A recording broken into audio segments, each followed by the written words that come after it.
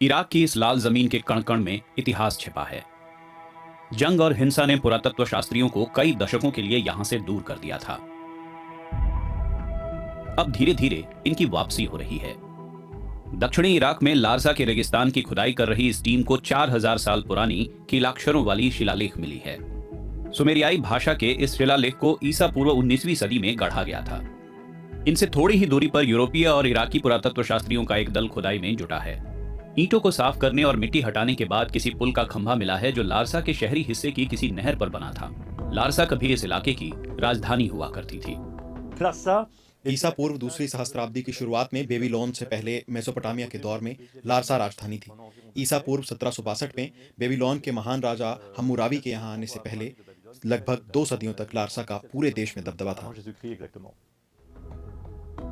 Team ने खुदाई में कई चीजों की खोज की है, जिनमें राजा का घर भी है। इसकी पहचान 60 शिलालेखों के आधार पर हुई है। ये शिलालेख पहले ही बगदाद के म्यूजियम पहुंच चुके हैं। प्राचीन मेसोपोटामिया की खोज में जुटे पुरातत्व शास्त्रियों के लिए तो ये किसी स्वर्ग जैसा है।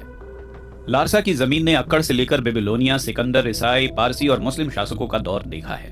हालांकि इराक का आधुनिक इतिहास तो एक के बाद एक जंगों के साए में ही घिरा है। खासतौर से 2003 में अमेरिका के हमले और उसके बाद मचे संघर्षों ने रिसर्चरों को यहां से दूर कर दिया था।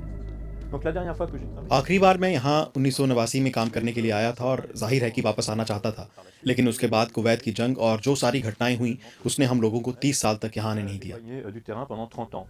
2017 में इस्लामिक स्टेट पर इराक के विजय की घोषणा के बाद यहाँ थोड़ी स्थिरता आई और रिसर्चरों का यहाँ आना संभव हुआ। फ्रेंच यहाँ 2019 में आए और उनसे थोड़ा पहले ब्रिटिश। हालांकि इटली के पुरातत्व शास्त्री 2011 में ही आ गए थे। 2021 में यहाँ 10 विदेशी मिशन एक साथ काम कर रहे थे। इराक में पुरातत्व से जुड़े लोग खुश हैं कि उनका देश एक बार फिर विदेशी खोजी दलों के नक्शे पर आ गया है। मध्य इराक में नजफ के पास जर्मन इंस्टीट्यूट ऑफ आर्कियोलॉजी के रिसर्चर खोज करने में जुटे हैं।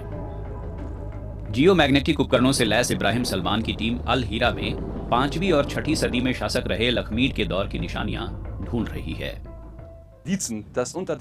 हमें कुछ संकेत मिले हैं जिनसे पता चलता है कि शायद यहाँ एक चर्च दबा है और वहाँ कोई तीर्थ हो सकता है।